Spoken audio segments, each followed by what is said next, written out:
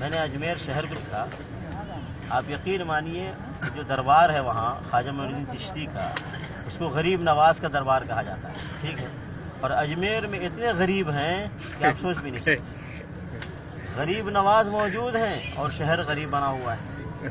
اتنا ہی نہیں، جب آپ دربار کے پاس پہنچیں گے سیڑھی کے پاس تو مانگنے والے غریب فقیر وہاں گیٹ کے پاس بیٹھے رہتے ہیں. کن سے مانگنے کے لیے؟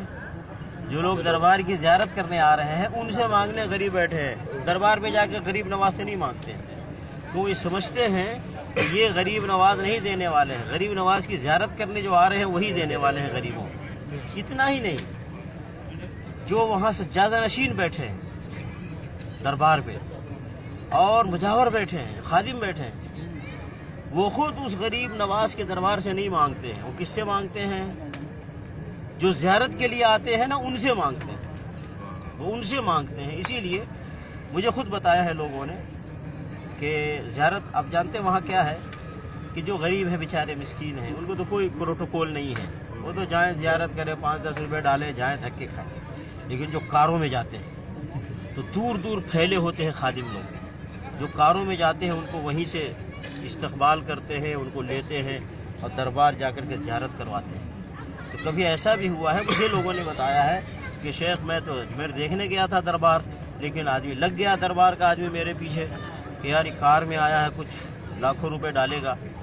تو لگا رہا، زیارت کروایا، سب کیا. اور لاسٹ میں نے مجھے پیسہ دینا نہیں تھا، 200-250 دے کر کے میں نے جان چھوڑایا. وہ منہ بگاڑ کے چلا گیا.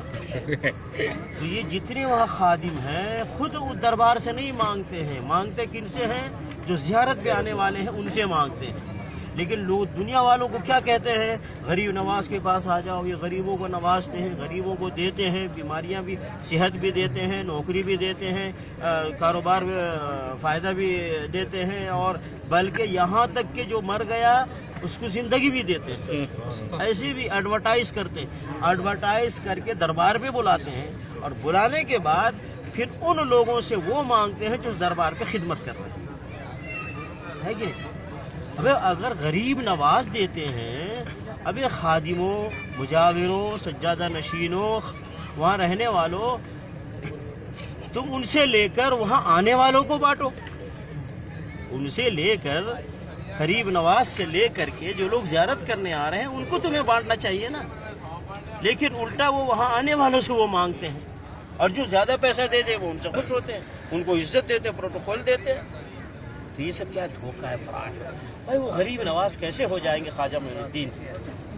بھائی جو مر گیا ہے وہ محتاج ہے، وہ فقیر ہے، وہ مسکین ہے. اسی لیے ہمیں اس کے لیے دعا کرنے کا حکم دیا ہے. جو بھی دنیا سے چلا گیا ہے وہ زندوں کا محتاج ہے. جو اس دنیا میں رہتے ہیں کس چیز کا؟ ان کو دعائیں دی جائیں، دعائیں دی جائیں. اللہم اغفر لہ، اللہم ارحمہ، اے اللہ ان کے گناہوں کو بخش دے، اے اللہ ان کے اوپر رحمت نازل فرما، اے اللہ انہیں عذاب قبر سے بچا، اے اللہ انہیں اچھی زندگی عطا فرما، اے اللہ انہیں عذاب جہنم سے بچا، انہیں جنت عطا فرما. تو ہم جو زندہ ہیں ہم قبر میں جانے والوں کے لیے دعائیں کریں گے، ہم انہیں دعائیں دے سکتے ہیں. قبر میں جانے والا نہ آج تک کسی کو کچھ دیا ہے اور نہ دے گا، یہ عقیدہ بنائیے. بے شک اگر کوئی دے سکتا تو رسول اللہ صلی اللہ علیہ وسلم قبر میں جانے کے بعد اپنی بیوی عائشہ رضی اللہ تعالیٰ عنہ جو اسی حجرے میں رہتی تھی اپنی بیوی کو کچھ دیتے. اگر دیتے تو نبی صلی اللہ علیہ وسلم اپنی بیٹی فاطمہ رضی اللہ تعالیٰ عنہ جو وہی پڑوس میں رہتی تھی اپنی بیٹی کو دیتے. وہیں پہ داماد علی رضی اللہ تعالیٰ عنہ رہتے تھے. اگر قبر میں جانے کے بعد کوئی دے سکتا ہے تو نبی صلی اللہ علیہ وسلم اپنے داماد علی رضی اللہ تعالیٰ عنہ کو کچھ دیتے. اگر دیتا کوئی قبر میں جانے کے بعد کچھ تو وہیں پہ حسن حسین رضی اللہ تعالیٰ عنہ رہتے تھے، اپنے نواسوں کو نبی صلی اللہ علیہ وسلم دیتے.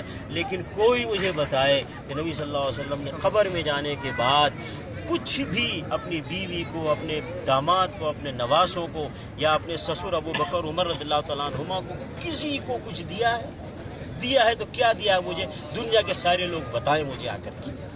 پتہ یہ چلا جب نبی صلی اللہ علیہ وسلم نے قبر میں جانے کے بعد اپنے گھر والوں کو کچھ نہیں دیا ہے تو دوسروں کو بھی نہیں دے سکتے.